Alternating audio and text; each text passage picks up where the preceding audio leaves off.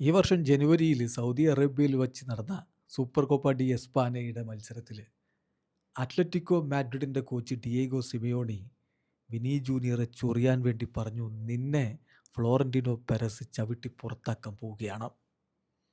അന്ന് വിനി അതിന് പ്രതികരിക്കുകയും വലിയ ഇഷ്യൂ ആവുകയൊക്കെ ചെയ്തു.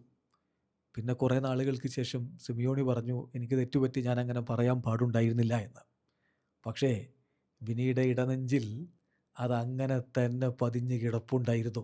പ്രതികാരം അവൻ്റെ മനസ്സിലുണ്ടായിരുന്നു. മധുര പ്രതികാരമാണ് ഇന്നലെ നമ്മൾ സാന്റിയാഗോ ബെർണബുവിൽ കണ്ടത്.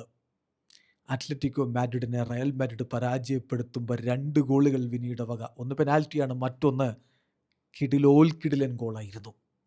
അതെല്ലാം കഴിഞ്ഞിട്ട് ടീമിനെ ജയിപ്പിച്ചിട്ട് സബ്സ്റ്റിറ്റ്യൂഷൻ സമയത്ത് അവൻ ഇങ്ങനെ മടങ്ങിപ്പോകുന്നൊരു പോക്കുണ്ട്.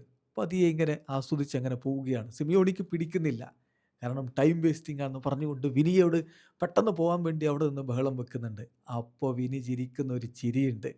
അതിലങ്ങ് സിമിയോൺ ഇല്ലാണ്ടായി എന്ന് തന്നെ പറയണം. ആ ചിരിച്ചുകൊണ്ട് ആരാധകരുടെ നേരെ ആവേശത്തിൻ്റെ ആർപ്പുവിളികൾക്ക് സിഗ്നലും കൊടുത്തിട്ട് അവൻ കടന്നു പോകുന്നൊരു പോക്കുണ്ട്. വിനി തന്നെ പറയാറില്ലേ, ഫുട്ബോൾ എപ്പോഴും നമുക്ക് രണ്ടാമതൊരു അവസരം കൂടി തരും, അത് ഉപയോഗിച്ചിരിക്കണമെന്ന്. ദിവസങ്ങൾക്ക് മുമ്പല്ലേ ഇത്തിഹാദിൽ പോയിട്ട് അവനത് ചെയ്ത് കാണിച്ചിട്ട് ഇക്കാര്യം പറഞ്ഞത്.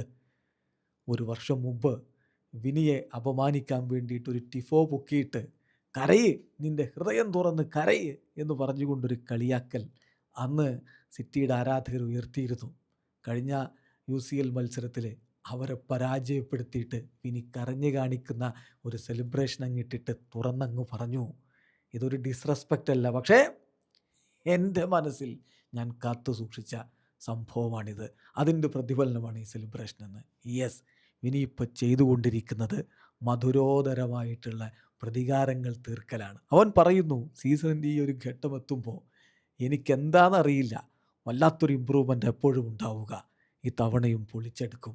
യെസ്, വിനി ജൂനിയർ പ്രതികാരം കൊണ്ട് ചിരിക്കുന്ന ചിരിയിൽ സിമിയോണി എരിഞ്ഞില്ലാതായി.